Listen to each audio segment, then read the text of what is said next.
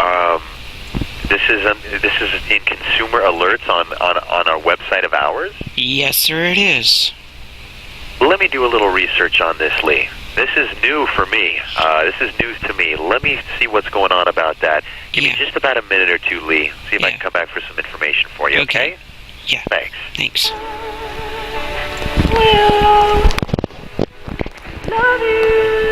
Hey, Lee? Yes, sir. Thanks for holding. You wouldn't happen to have the exact URL or website address that you're reading this, would you? Yes, sir, I can get that. Give me a second. I'd appreciate that. Because it's firing up quite a few comments in the posting areas. Alright, I'm going down, and it says Consumer Alerts under Corporate, and the website is https://us.playstation.com/news/consumer alerts. That's a one word, / Consumer alerts / Okay, and that's the whole, we got http us.playstation.com/news/consumer alerts/. Is that right? That is correct, and it was posted on 9/21/2010. And they use commas. 2010. And where on the page are you reading this? Near the bottom, top, left, right? It's right in front of my face. Okay. It says, it's practically the first thing that comes up to that when you come up on that page. Okay, now Lee, you mind if I ask you to hold again so I can take a look at this and bring this across some other eyes and see what's going on here? Yeah, because I understand about using counterfeit, but I have never in my life, which I'm 40 years old, and yeah, I play games on and off, but I have never in my life ever heard of a controller exploding.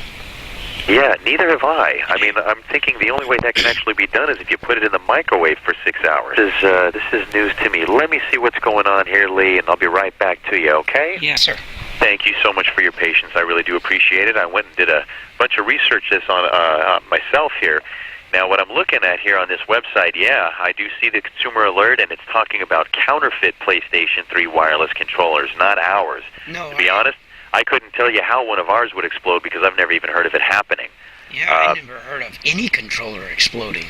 Well, I mean, we want to, put a fair warning out there for our consumers who could be exposed to getting a counterfeit controller, which looks very, very much like one of our own. Mm-hmm. And unfortunately, the ways to spot a counterfeit controller are not in this little article here under Consumer Alerts, and I want that changed. I did put some feedback toward our development department for this because I think it's fair that our consumers know what to look out for. Yeah. So in the meantime, Lee, I want to tell you the best things to look out for.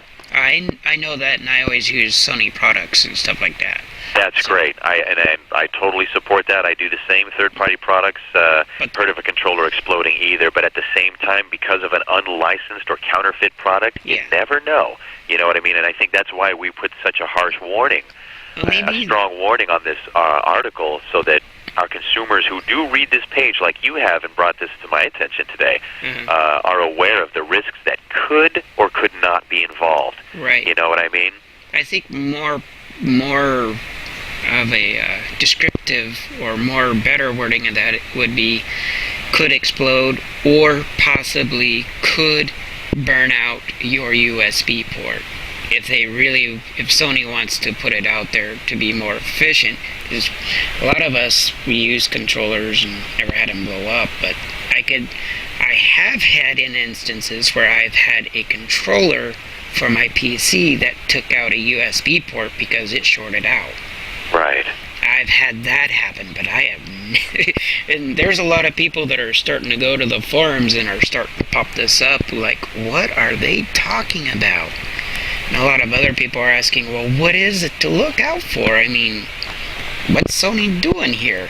Yeah, and I wanted, as soon as I read this, when you gave me the exact link, I was curious myself. I'm like, okay, we have this information about the possibility of counterfeit, and unlicensed controllers having this behavior, which I've never heard of course.